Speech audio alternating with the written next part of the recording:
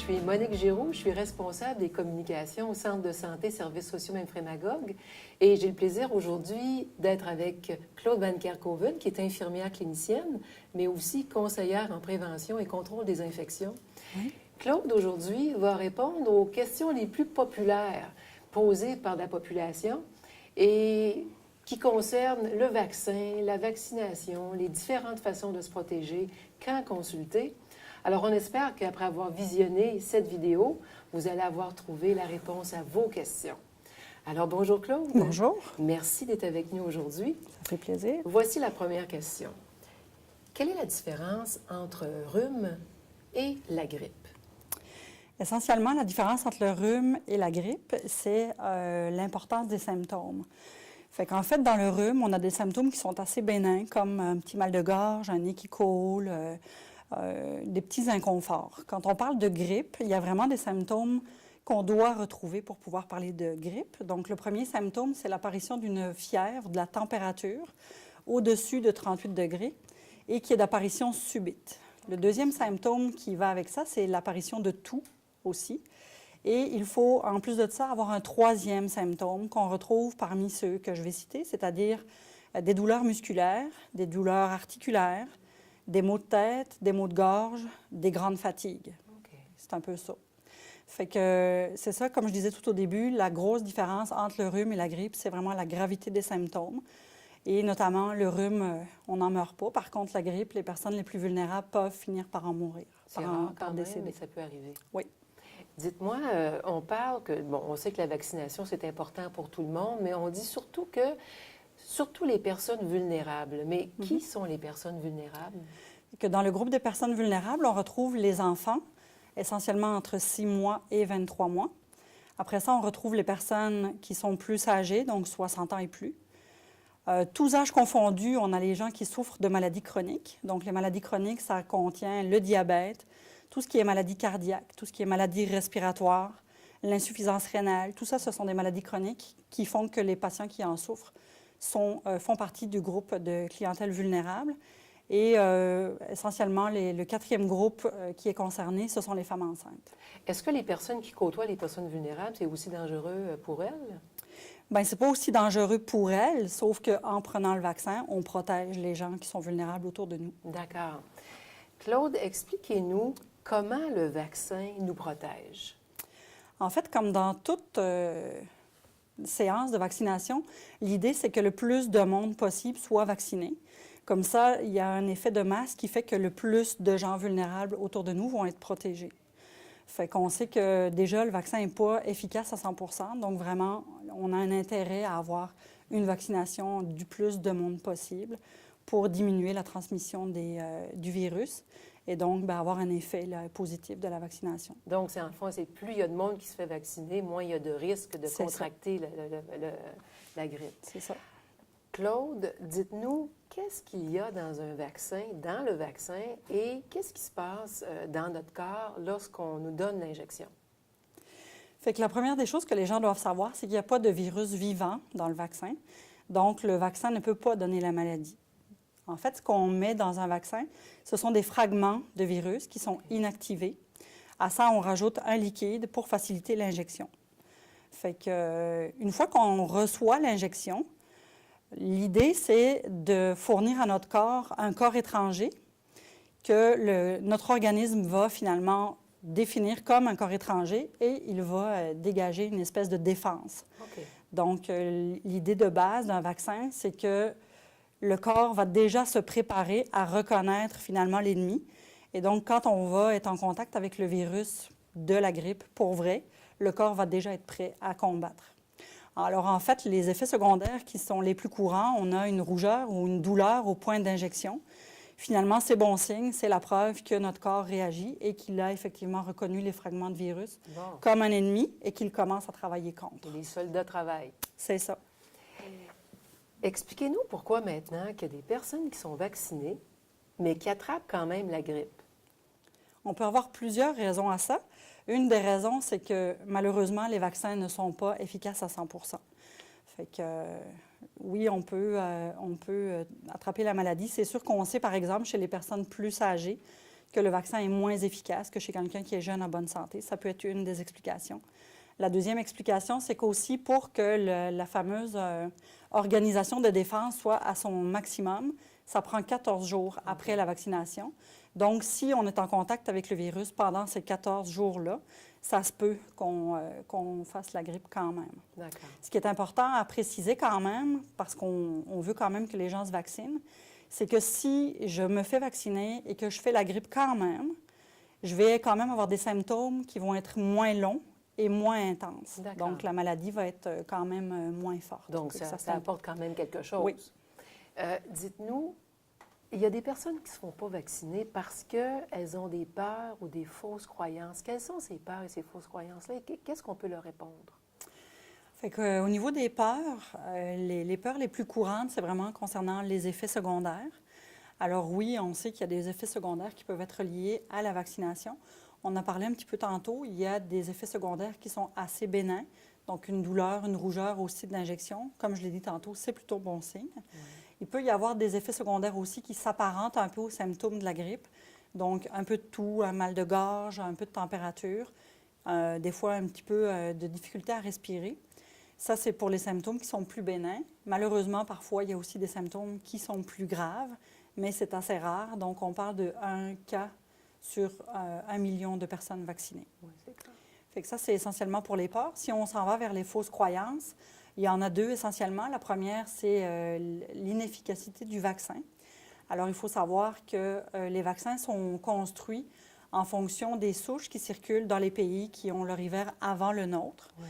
Donc, on se fie sur le virus qui circule.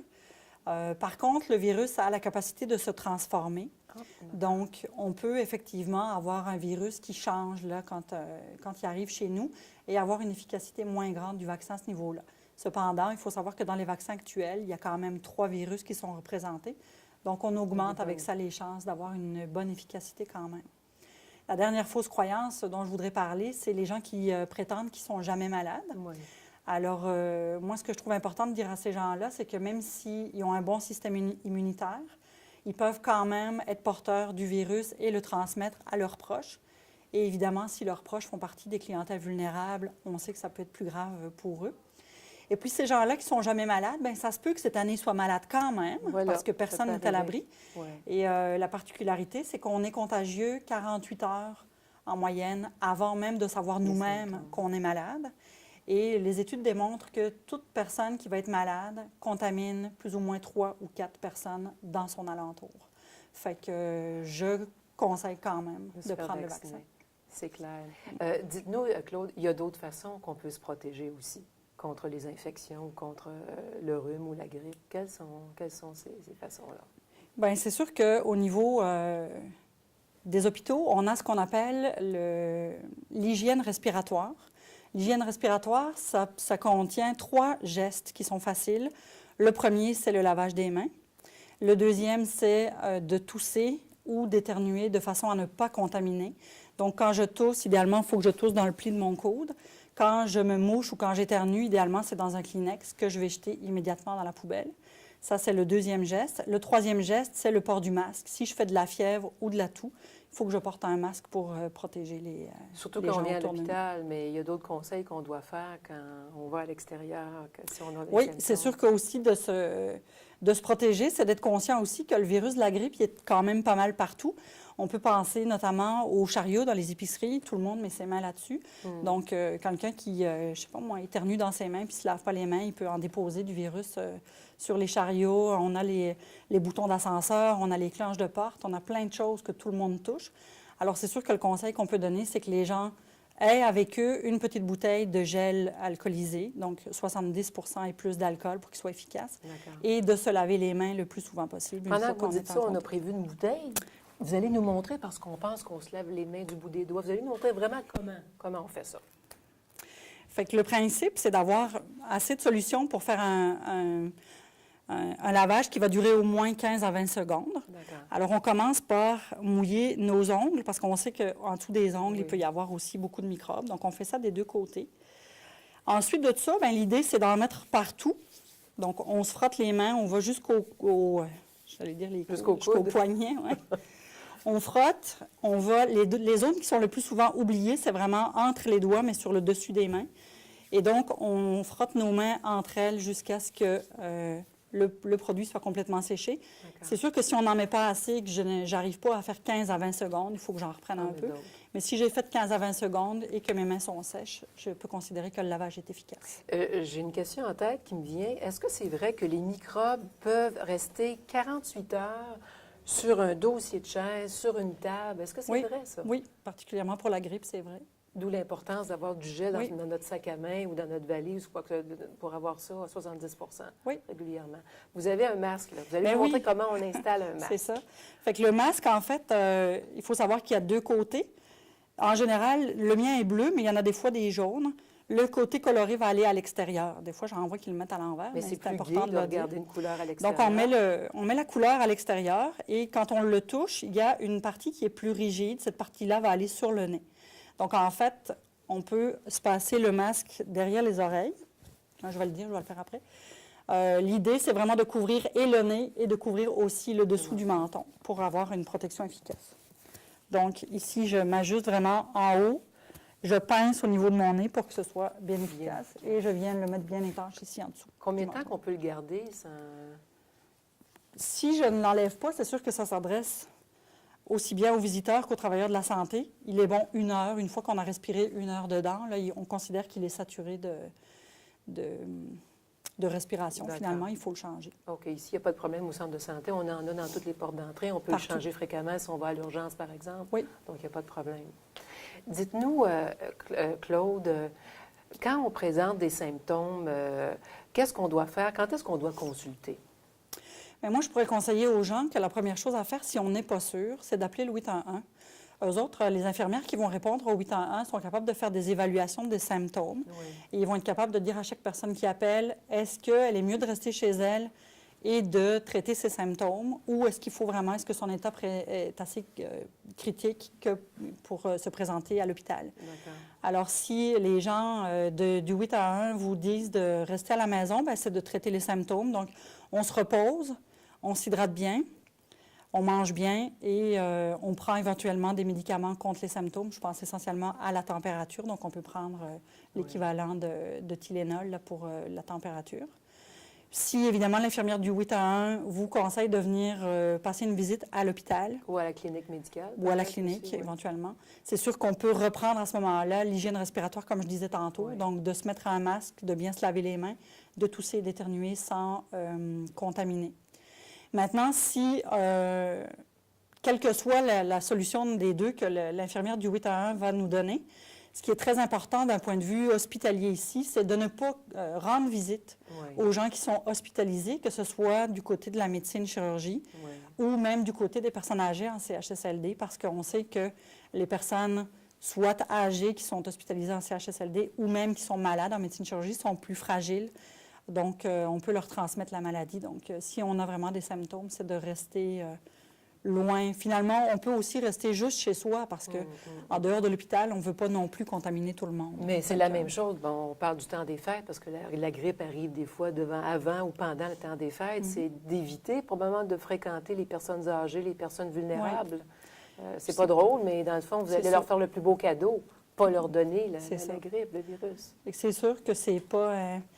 C'est moins évident parce que c'est des périodes de l'année qui sont justement propices à ce que les gens se réunissent puis profitent pour se voir. Sauf que, comme vous dites, le fait de faire un cadeau à quelqu'un, de ne pas le rendre malade, c'est important aussi. Claude, est-ce que vous avez un message pour les gens qui nous écoutent présentement? Oui. Fait que le message que je voudrais passer à tout le monde, c'est de nous aider à vous protéger puis à protéger ceux que vous aimez. Alors, faites-vous vacciner. Pour ça, vous pouvez obtenir des informations ici, au Centre de santé Services sociaux Memphremagog, en appelant au 819-843-2572. On va vous donner toute l'information nécessaire. Merci beaucoup. Merci, Claude. Alors, j'espère que cette vidéo va permettre de répondre à vos questions. Moi, il ne me reste qu'à vous souhaiter une excellente santé et merci beaucoup d'avoir été avec nous aujourd'hui.